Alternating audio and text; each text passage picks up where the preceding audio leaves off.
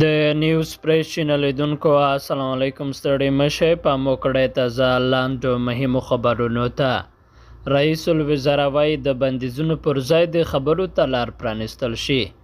د افغانستان د سرپرست حکومت رئیس الوزرا ملا محمد حسن اخوند وايي چې نړۍ د پر افغانستان اقتصادي بندیزونه لري کړي او له تور لیست د افغان چارواکو نومونه ایستلو برخه کې د تعامل وکړي. د وګي په نامه په افغانستان کې د امریکا او متحدینو د ځواکونو د حضور له وروستۍ ورځې سره برابره ده.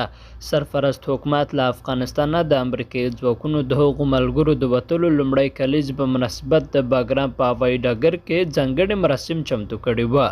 رئیس الوزرا ملا محمد حسن اخوند د اړوند د موضوع په اړه جوړ شوې غونډې ته ویل چې نړۍ د پر افغانستان اقتصادي بندیزونه لرې کړي او له تور لیسته د چارواکو ایستلو برخه کې د اسلامي امارت سره تعامل وکړي.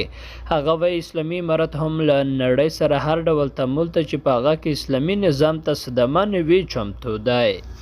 بل لور ته د سولې انسټیټیوټ وایي اداري فساد د تیر حکومت د چپه کېدو ستر لامل و.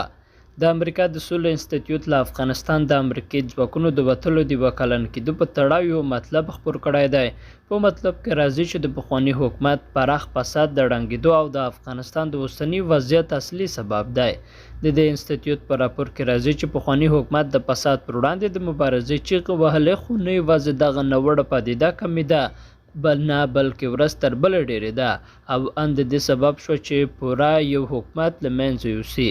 سرچینه همداراز د امریکا پر پالیسیو او تګلارو نیوکه کوي او وایي چې بایډن او ټرمپ په پوره بې مسؤلیتۍ له افغانستان وتل غوره کړل او اوس امریکا پر دغه هیواد اقتصادي فشارونو ته ادامه ورکړې ده. او پاکستان کې سیلابونه د ناروغیو د خپرېدو او د خوړو د کموالي ویره پیدا شوې. په پاکستان کې دغو سیلابونو چې د جون میاشتې له نیمایي ادامه لري تر 1100 زیات کسان مړه کړي، شاوخوا 1 میلیون کورونه یې تخریب یا هم نړولي او د پاکستان په لسګونو میلیونه وګړي یې اغېزمن کړي دي. درنو لیدونکو له مالتیا مننه، ښاد اوسئ.